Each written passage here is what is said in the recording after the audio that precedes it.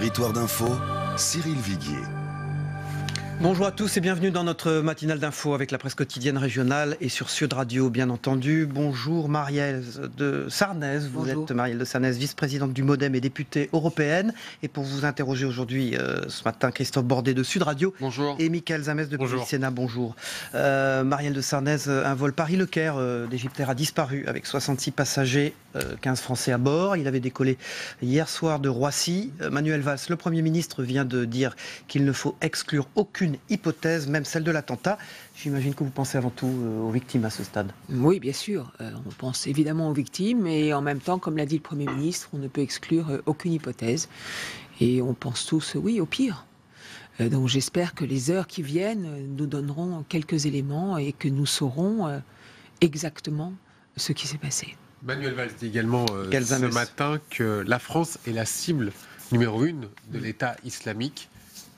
Évidemment, aucune hypothèse n'est à exclure, mais la France, cible numéro 1, ça aussi, cela vous inquiète? Je ne sais pas si c'est la cible numéro 1. En tous les cas, il est évident que nous menons une bataille et une guerre contre l'État islamique avec d'autres, et que nous avons déjà eu à connaître des actes terrifiants dont on a tous la mémoire aujourd'hui. Nous savons que nous ne sommes pas sortis de cette séquence-là. Nous le savons tous.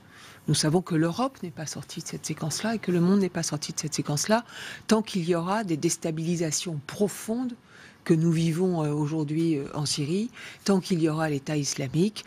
Et donc, nous savons que ce sera long. Christophe Bordet. Marielle de Sarnez, une voiture de police saccagée, brûlée, 2 policiers légèrement blessés hier en marge de la manif contre la haine qui était organisée par la police, justement. Des images violentes que nous avons tous vues. Est-ce que vous avez été halluciné, choqué par les images que l'on a pu voir hier? Comment vous avez réagi? Mais je suis, comme tous les citoyens français, heurté par cet excès de violence, j'allais dire quasi quotidien. Il n'y a pas un jour où on ne voit pas, au fond, des actes extrêmement violents. Mais là, nous sommes dans un moment, je trouve, difficile. Et revenons 2 secondes à ce moment-là, parce que François Hollande ne cesse de nous dire que tout va bien et que tout va mieux. Non, tout va pas bien. Non, tout va pas mieux. Quand il y a comme ça ce potentiel de violence dans une société, c'est que la société ne va pas bien. Et donc, ce qui s'est passé hier, c'est encore un événement de plus qui nous fait dire que la société ne va pas bien. Dit, Marielle de Sarnez, juste une question. 4 jeunes mis en garde à vue. Au moins l'un d'entre eux, on dit 3, avait été interdit de manifester. Bon, très bien. Interdiction cassée par le juge administratif. Alors, est-ce que le juge administratif est responsable, quelque part, de ce qui s'est passé? Non, je ne m'avancerai pas. Écoutez, le juge administratif, il prend ses décisions, il les prend tout à fait en conscience. Après, je pense qu'il y a des stratégies pour prévenir. Sans doute, je ne suis pas une spécialiste de ces questions, mais quand des groupes de casseurs arrivent, et qu'ils arrivent, je ne sais pas, dans des gares par exemple, je suppose qu'on peut les arrêter avant qu'ils ne commencent à agir. Je pense que ces groupes de casseurs sont identifiés et identifiables.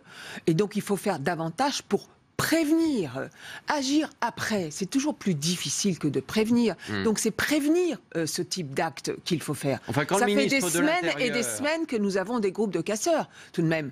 Donc je vous le redis, je vous le répète, ils sont identifiables, il faut les arrêter avant. Dit hier soir, il faudra la prochaine fois que la décision du juge soit mieux motivée. Ça laisse quand même je vous dis moi, et je le dis au ministre de l'Intérieur pour qui j'ai du respect, je dis qu'il faut intervenir avant. Je dis qu'il faut empêcher ces groupes de casseurs d'agir. Et je pense que nous avons les moyens de le faire. Donc ça veut dire qu'on n'a pas fait le boulot, là? C'est pas du tout ce que je dis. Tout ça est compliqué. Vous savez bien, tout ça est compliqué, tout ça est complexe. J'ai de l'estime pour le ministre de l'Intérieur. C'est une situation difficile. Rappelons aussi que notre police, elle a vécu toute cette année d'un engagement extrêmement lourd, extrêmement fort, après les attentats terribles qui ont touché en particulier Paris, notre capitale.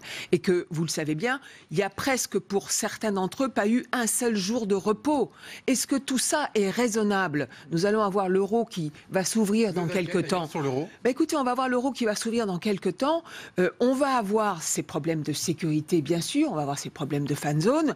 Je pense que la police aurait autre chose à faire, franchement, que de s'occuper de casseurs. On va avoir ces problèmes de fan zone. Ça veut dire qu'il faudrait les interdire, selon vous? Non, écoutez, on ne peut pas arrêter de vivre non plus parce que c'est ça que les terroristes souhaitent. Ce que les pas forcément terroristes que les terroristes, souhaitent, vous avez vu les images hier à la télé, ce ne sont les pas forcément casseurs, des terroristes. mais les terroristes, ce qu'ils souhaitent, c'est effectivement que la vie dans une société démocratique s'arrête. Donc il faut continuer de vivre, simplement il faut prendre toutes les précautions de sécurité, mais je préférais que les forces de police de ce pays soient consacrées sur l'essentiel, à assurer cette sécurité, plutôt que d'aller chercher ces casseurs. Donc peut-être comme le Premier ministre, vous demandez aussi aux syndicats qui organisent ces manifestations de dire stop, on arrête les manifestations. Il y a un moment où quand ça dégénère, il vaut mieux que ça s'arrête. Donc oui, demandez l'arrêt des manifestations. Je vous dis qu'il y a un moment où quand ça dégénère, il vaut mieux que ça s'arrête. Il y a aussi cette petite musique qui est en train de monter sur ce gouvernement laxiste. Vous l'entendez, cela ? Je n'aime pas qu'on fasse de la politique politicienne ou partisane sur des questions lourdes de sécurité. La sécurité, c'est un devoir de la République. La République, elle a le devoir de protéger tous les citoyens. C'est pas une approche partisane qu'il faut avoir. C'est une approche, nous avons besoin de cette autorité, de cet ordre, de cette sécurité. Et là, on a il faut faire régner la sécurité. De l'ordre et de la sécurité. Je pense qu'on en a la volonté. Je pense que je ne mets pas en cause le gouvernement sur cette question. On a la volonté, mais derrière, on a la volonté. On voit bien que c'est difficile.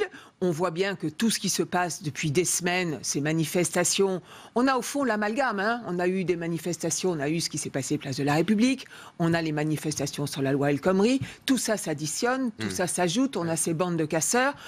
Oui, il y a un moment. Mais dites-moi, Marielle de Sarnez, les politiques étaient invités hier à manifester contre la haine, place de la République, aux côtés donc des policiers. Les syndicats les avaient invités. Au final, très peu d'élus, quelques-uns de droite, aucun du PS. On a eu Olivier Falorni, par exemple. Bon, très bien. Les politiques aurait dû montrer l'exemple hier, aurait dû être aux côtés des policiers, on n'en a pas vu beaucoup. Est-ce que c'est normal ? Je ne sais pas, moi il y a toujours aussi, vous savez, vous êtes toujours soupçonné de récupération, entre guillemets, quand vous allez dans des manifestations. C'est une manifestation de policiers hier, pour dire, il faut que ça s'arrête, il faut qu'on nous respecte. Moi je pense que les Français ont du respect pour leur police. Ils savent exactement ce qu'ils doivent à leur police, et que de ce point de vue-là, il me semble qu'il faut une forme d'union autour de nos forces de sécurité, c'est tout à fait nécessaire. Sur la loi... En tous les cas, c'est mon état d'esprit. Marielle de Sarnez, sur la loi travail, François Hollande l'a répété cette semaine, je ne céderai pas, donc François Hollande droit dans ses bottes. Ça peut se terminer comme en 95, comme pour Alain Juppé ? On va voir. On va voir. Il ne cédera pas, il dit François Hollande. Mais au fond, cette loi, elle a été mal présentée au début, mal préparée, mal présentée, et donc, à peu près vidée de sa substance. Donc, grosso modo, c'est une posture de dire je ne céderai pas. Parce qu'à la vérité, ils ont déjà cédé. Cette loi, elle est détricotée. Sa substance n'est pas la même que celle du départ. Donc, tout ça pour ça, c'est ça qui est terrible. C'est-à-dire que nous avons... Vous avez vu, il y a les cheminots, les routiers, les contrôleurs du ciel. Ces manifestations, ces grèves... Pour, au fond, il y a une loi dans laquelle il n'y a presque plus rien. Est-ce qu'on est dans un climat insurrectionnel, Marielle de Sarnez ? C'est un climat dans lequel il est très, très difficile de faire progresser. Je pense que le gouvernement a sa part de responsabilité de ce point de vue-là. Quand il a posé cette loi comme ça sur la table, 151 pages, je l'ai dit, depuis le premier jour, sans concertation, aucune, ni même par exemple avec la CFDT, ni même avec l'ensemble, on va dire, des partenaires ou des forces et des partis politiques de ce pays, il y a quelque chose qui ne va pas évidemment dans la méthode. Il y a aussi des symboles dans une tribune de Libération ce matin. 40 personnalités essentiellement de gauche demandent que les grands patrons ne puissent pas gagner plus de 100 SMIC, 100 fois le SMIC. Est-ce qu'ils ont raison ? Je ne sais pas si c'est 100 fois le SMIC, parce que déjà ça apparaît aux yeux de beaucoup de nos concitoyens. C'est montrer qu'on ne peut pas gagner au-delà de 100 fois le revenu minimum. Bien sûr que ces affaires sont extrêmement choquantes. Plus que choquantes, au fond. Je veux dire, on ne peut même pas les permettre. Donc l'idée de dire... Il faut que l'Assemblée des actionnaires, ce qu'elle dit, ce soit pas à titre indicatif, mais que ça soit plutôt contraignant. Moi, j'abonde plutôt dans ce sens-là. On ne peut pas avoir... l'économie, c'est fait pour créer des richesses pour tous. C'est pas fait... Je veux dire, quand Carlos Ghosn réussit, c'est pas que sa réussite. C'est la réussite de tous les cadres, de tous les salariés, de tous les employés et de tous les ouvriers. C'est la réussite de tous. De Paul Hermelin, le PDG de Capgemini. Si vous n'êtes pas dans un pays où vous ne savez pas reconnaître aussi aux travailleurs, à ceux qui créent la richesse dans une entreprise, s'il n'y a pas de retour de bénéfices pour eux, et si on a exclusivement pour les patrons, il y a quelque chose qui dysfonctionne gravement. Est-ce qu'il faut légiférer sur cette question ? Visiblement, oui. Oui, Puisque l'autorégulation, comme on dit, des chefs d'entreprise, ça ne marche pas. C'est le moins qu'on puisse dire. D'une fuite, entre guillemets, de grands patrons à l'étranger ? Je ne crois pas du tout à cette argumentation. Je ne crois pas du tout, parce qu'à ce moment-là, ça ne s'arrête jamais. C'est l'échelle de perroquet. Vous allez dire, non, on ne peut pas payer ça, il faut payer encore plus, parce qu'il y a un autre pays qui lui propose encore plus. Non, mais comme député européen, vous voyez des exemples ? Si ces PDG ont envie d'aller au plus offrant, si la seule chose qui les intéresse, c'est de gagner énormément d'argent, et ce n'est pas la chose industrielle en elle-même, ce n'est pas les êtres humains qui composent ces sociétés, ce n'est pas les brevets, l'invention, ce qu'ils peuvent faire d'utile, écoutez, qu'ils aillent ailleurs. Marielle de Sarnez, on va parler un petit peu des programmes économiques. Vous avez peut-être entendu le président de la République cette semaine qui a dit au secours, la droite revient. Alors on va s'amuser un petit jeu avec Christophe Bordet, on va dire pour ou contre. Vous êtes d'accord ? Pour ou contre la fin de l'USF ? Est-ce qu'on peut quand même, je comprends le petit jeu. Ce petit jeu, vous avez compris. Je vois très bien. Vous allez faire l'ISF, vous allez faire la fin des heures supplémentaires, vous allez faire la retraite à 60 ans. Vous l'avez fait, alors ? Vous allez faire tout ça. Est-ce qu'on peut avoir une phrase est-ce qu'on peut avoir une pensée un peu générale sur ces questions-là ? Je pense qu'il faut faire attention. Il faut faire attention. Et vous savez bien, c'est ce que nous redoutons avec François Bayrou.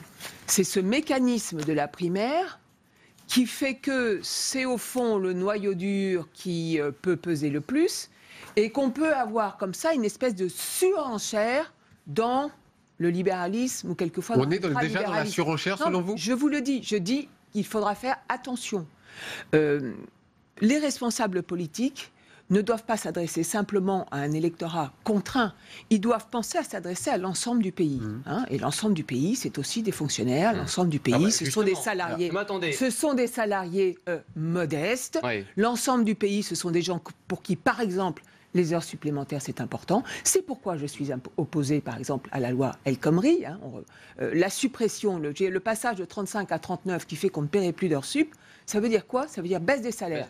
Pour ceux qui ont des heures sup aujourd'hui. Pour les routiers notamment. Eh bien ça n'est pas acceptable. Ça n'est pas acceptable. Pas plus dans la loi El Khomri que dans le programme de certains candidats à la primaire. Vous parlez du noyau dur. Oui. Vous parlez du noyau dur. Est-ce que ça signifie, parce que là, si on reprend les choses, je vous dis l'ISF supprimé, la suppression de 200 000 à 300 000 postes de fonctionnaires, la suppression des 35 heures, c'est par exemple dans le programme d'un certain Alain Juppé. C'est dans le programme de tous. Soutenez. C'est dans le programme. Je soutiens Alain Juppé, et ça, vous m'enlèverez pas ça. Je soutiens Alain Juppé, parce que je pense que ce qu'il a dit, au fond, au début de son engagement, à savoir, je veux une France apaisée, rassemblée, réformée, je suis d'accord avec ça.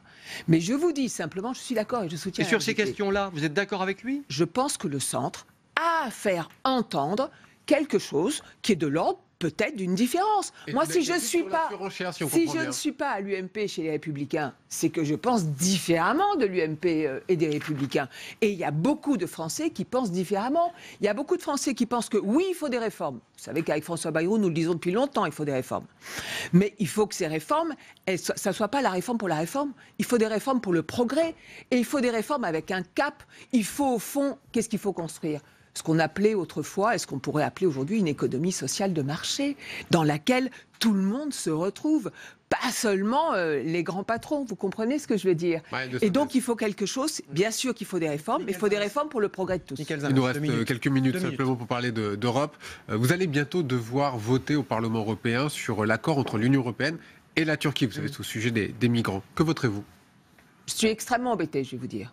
Parce que je considère qu'on s'est mis dans une seringue. Bien sûr qu'il faut parler avec la Turquie. La Turquie, elle est placée là où elle est placée. Il y a 2 500 000 réfugiés chez elle.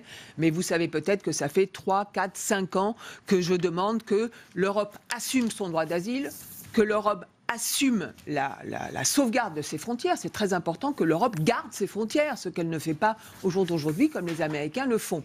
Et qu'on n'a pas à déléguer ni notre droit d'asile, ni la surveillance de nos frontières à la Turquie. Et en plus, en lui promettant d'adhérer. Donc, sur ce point-là, s'il y a dans l'accord le début d'une promesse d'adhésion, je voterai contre.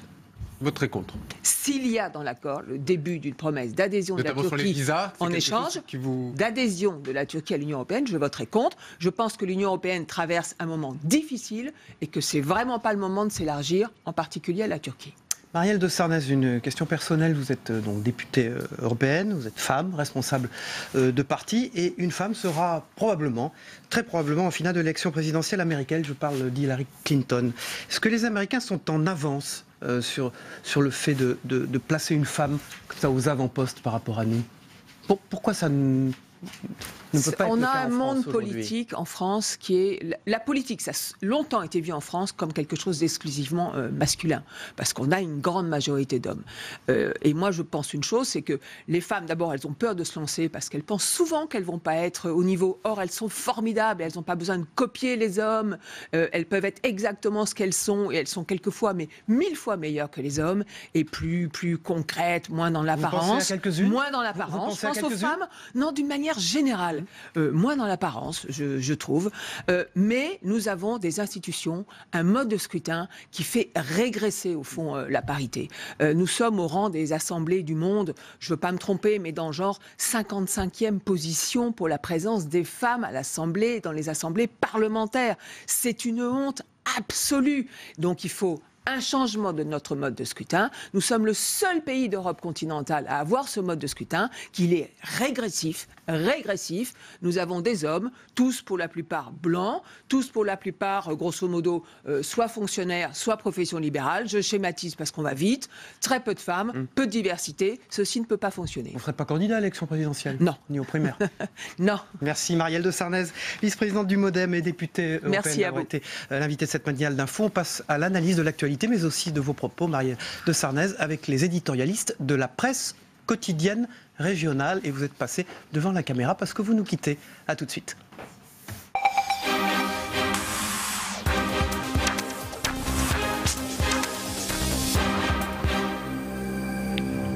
Voilà, j'accueille Jean-Michel Elvig de la République des Pyrénées. Bonjour Jean-Michel, et Mathieu Verrier de La Voix du Nord pour ce débrief de ce qu'a dit Marielle de Sarnez, qui était l'invitée de notre matinale d'info ce matin. On démarre avec les manifestations contre la haine anti-flic, des images terrifiantes d'une voiture de police en feu. Est-ce que on peut parler d'un gouvernement laxiste, de manque d'autorité? Quand la question lui a été posée, Marielle de Sarnez a dit « Je n'aime pas que l'on utilise des arguments politiciens sur des sujets de sécurité nationale », Jean-Michel Elvig. Oui, elle a tout à fait raison de dire ça.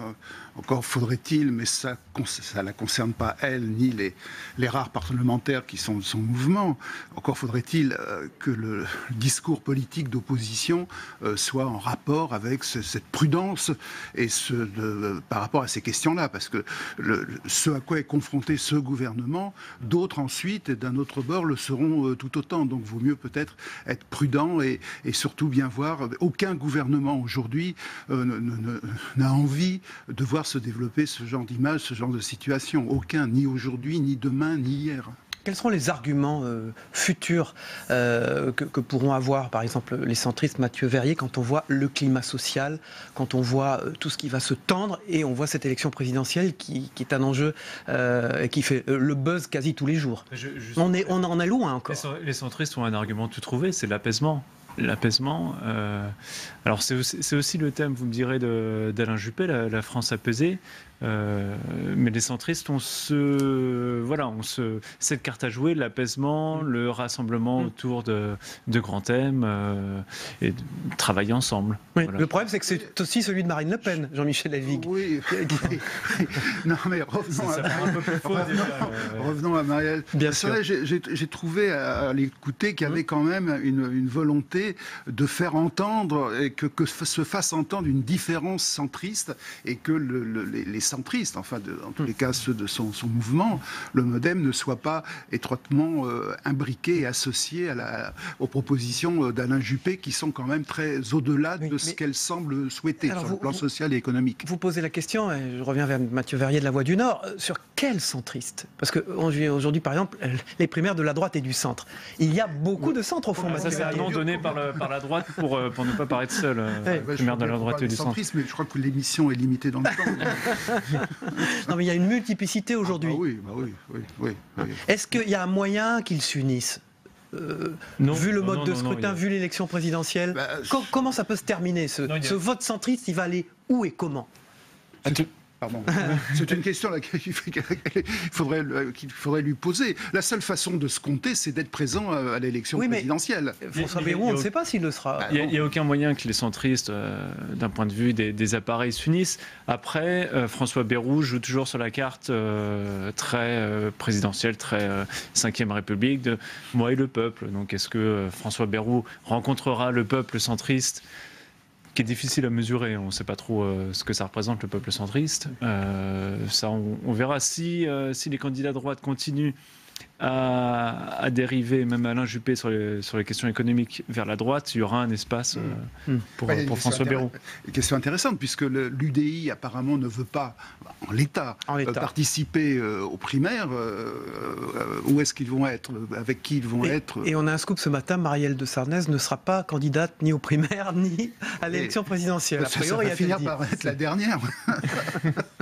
Alors, dans une tribune de Libération, du journal Libération, qui se trouve être le journal, le quotidien, auquel vous avez appartenu dans le temps, Jean-Michel Elvig. Je suis le responsable des Unes depuis 10 ans. Voilà, ce matin, 40 personnalités, essentiellement classées à gauche d'ailleurs, demandent que les grands patrons ne puissent pas gagner plus de 100 SMIC. Alors c'est un peu, c'est symbolique, mais est-ce qu'au fond... c'est un débat qu'il faut poser. Est-ce qu'il n'y a pas...